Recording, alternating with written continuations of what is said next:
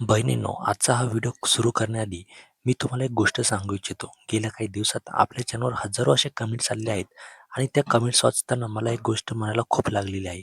कारण अनेक बहिणी अशा आहेत ज्यांची के-वाय-सी अजूनही राहिलेली आहे. पण त्या जाणून-बुजून नाही तर परिस्थितीमुळे त्यांची के-वाय-सी राहून गेलेली आहे. कोणाला उशिरा माहिती मिळाली, कोणाला वाटलं की के-वाय-सी बँकेत करायची असते, तर काही ठिकाणी जेव्हा पोर्टलवर जायला गेल्या तेव्हा पोर्टलच चालत नव्हतं आणि त्यामुळे आज अनेक बहिणींचे नोव्हेंबर, डिसेंबर, जानेवारी, फेब्रुवारीचे पैसे हे थांबलेलं आहे. आजचा हा व्हिडिओ थोडासा वेगळा आहे कारण आज मी कोणतीही अफवा सांगणार नाही. कोणतीही अंदाजाची बातमी तुम्हाला सांगणार नाही. आज मी तुमच्याच काही बहिणींच्या कमेंट्स तुमच्यासमोर वाचणार आहे. कारण त्या कमेंट्समधून आपल्याला समजते की प्रत्यक्षात महिलांना कुठल्या अडचणी येत आहे आणि शेवटी आपण हे पाहणार आहोत की अशा परिस्थितीत पुढे काय मार्ग निघू शकतो. म्हणून हा व्हिडिओ शेवटपर्यंत नक्की बघा आणि जर तुमची सुद्धा का के-वाय-सी झाली नाही ते सुद्धा तुम्ही आम्हाला कमेंट्समध्ये इथे सांगू शकता जेणेकरून पुढच्या व्हिडिओमध्ये तुमचे कमेंट्स घेण्याचा आम्ही पूर्णपणे प्रयत्न करू. तर आता सगळ्यात पहिली जी आपली कमेंट्स आहे ती ह्या बहिणीची आलेली आहे.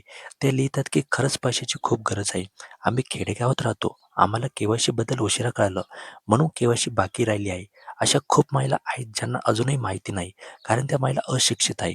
बहिणींनो, ही कमेंट वाचल्यानंतर एक मोठी गोष्ट लक्षात येते. शहरात राहणाऱ्या लोकांना माहिती पटकन मिळते पण खेडेगावात माहिती पोहोचायला वेळ लागतो. अनेक महिलांना मोबाईल वापरता येत नाही. काही महिलांना ऑनलाईन पोर्टल कसे वापरायचे हे माहिती नसते आणि त्यामुळे अनेक ठिकाणी महिलांची के-वाय-सी माहितीच्या अभावामुळे राहिली जाते. आता दुसरी कमेंट्स आपल्याला येते की दादा पोर्टलमध्ये खूप प्रॉब्लेम होता. आमची के-वाय-सी झाली नाही. एकदा पुन्हा पोर्टल सुरू करावी अशी आदिताई तटकरेंना विनंती आहे. बहिणो, ही समस्या फक्त एका व्यक्तीची नाही. अनेक महिलांनी सांगितलेले आहे की जेव्हा त्या पोर्टलवर के-वाय-सी करण्यासाठी गेल्या तेव्हा एरर येत होता किंवा पोर्टल बंद होतं. कधी सर्व्हर स्लो, कधी लॉग इन होत नव्हतं, कधी डेटा सेव्ह होत नव्हता आणि अशा परिस्थितीत अनेक महिलांची प्रक्रिया इथे पूर्ण होऊ शकली नाही. म्हणून आता अनेक महिलांकडून एकच मागणी केली जात आहे. ज्यांची के-वाय-सी राहिली आहे त्यांच्यासाठी पुन्हा एकदा संधी द्यावी. तिसरी कमेंट येथे आपल्याला की मी ई-के-वाय-सी केली आहे. बालकल्याण विभागाला ऑनलाईन तक्रारही केली आहे. पण तरीही माझं नाव, आधार नंबर दुरुस्ती यादीत दिसत नाही. नोव्हेंबर, डिसेंबर, जानेवारी, फेब्रुवारीचे हप्ते आलेले नाहीत.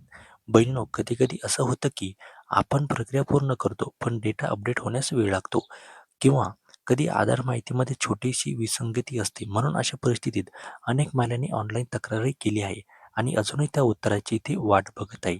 चौथी कमेंट्स आपल्याला येते की आम्हाला वाटलं की बँकेची के-वाय-सी करावी लागते म्हणून आम्ही बँकेत केली.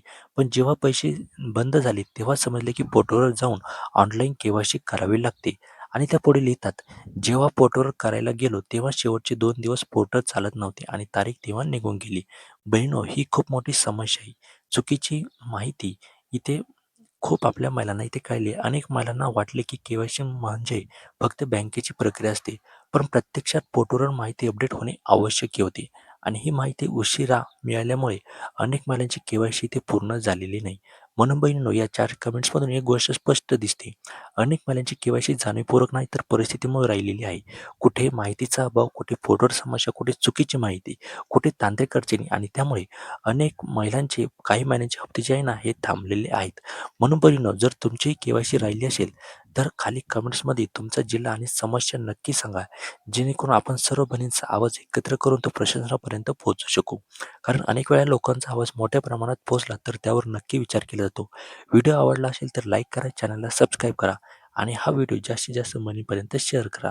पुन्हा भेटू एका नव्या आणि महत्त्वाच्या अपडेटसोबत. तोपर्यंत धन्यवाद. जय महाराष्ट्र.